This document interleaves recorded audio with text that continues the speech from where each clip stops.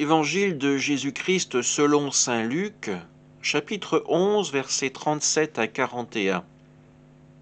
En ce temps-là, pendant que Jésus parlait, un pharisien l'invita pour le repas de midi. Jésus entra chez lui et prit place. Le pharisien fut étonné en voyant qu'il n'avait pas fait d'abord les ablutions précédant le repas. Le Seigneur lui dit : « Bien sûr, vous les pharisiens, vous purifiez l'extérieur de la coupe et du plat, mais à l'intérieur de vous-même, vous êtes remplis de cupidité et de méchanceté. Insensé, celui qui a fait l'extérieur n'a-t-il pas fait aussi l'intérieur ? Donnez plutôt en aumône ce que vous avez, et alors tout sera pur pour vous. » Acclamons la parole de Dieu. Jésus dénonce aujourd'hui la duplicité des pharisiens.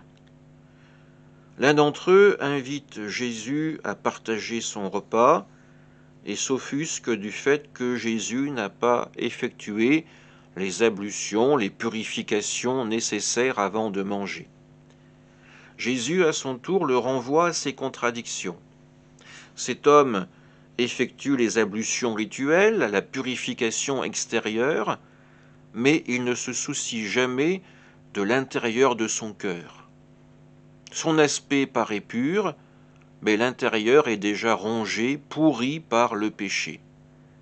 Que cet homme, que nous aussi, nous nous inquiétions davantage de ce qu'il y a dans notre cœur que de l'image que nous donnons à voir aux autres. Nous ne pouvons pas tromper le regard de Dieu en ayant simplement l'apparence de quelqu'un de religieux. Pour vivre cette relation avec Dieu, il faut convertir notre cœur jour après jour en repoussant un peu plus ce péché qui tente d'envahir notre vie. Alors ce combat n'est pas facile et seuls nous ne pourrons pas le gagner.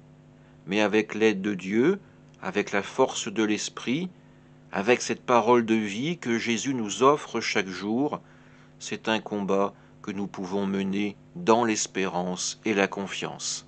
Amen.